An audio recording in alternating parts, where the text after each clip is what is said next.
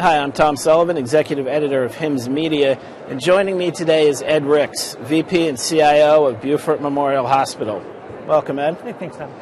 So would you like to start off by just telling us a little bit about Beaufort? Yeah, sure. So Beaufort Memorial Hospital is just probably the perfect community hospital. We're a private, not-for-profit, 200-bed hospital right on the coast of the Atlantic in South Carolina.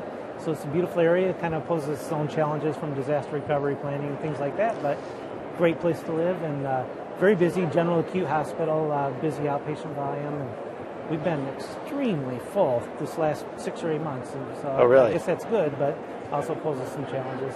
So among those challenges is, of course, security. Why did you find that you needed a secure texting solution?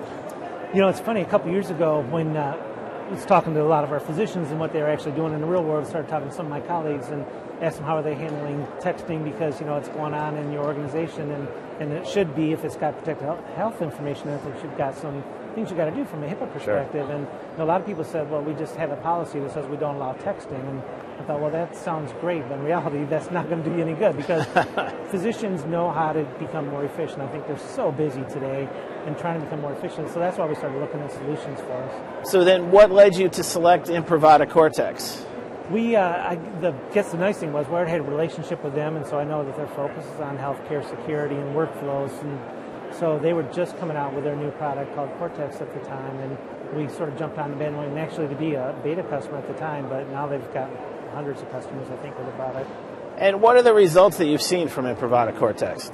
It's gone really well. We started, you know, this is the funny part of the story. When we first started, and this was with beta software, so I wanted a very small group of people. I think we had 10 physicians that agreed to trial it. Within 2 weeks, it was 60 because wow. the work, it's all about the workflows, you know. So they said, all right, if I'm going to use this and be productive, I've got to be able to communicate with this physician or this nurse or even the secretary because it's a workflow of a patient showing up for a procedure or something. And so we tried to cap it at about that. We had 60, and that went well. And then we, a couple months after that, made sure everything was working really good for people and got a few new features out of the software. Then we kind of opened it up, remarketed it, and we're well over 200 providers now that are using the system. Excellent.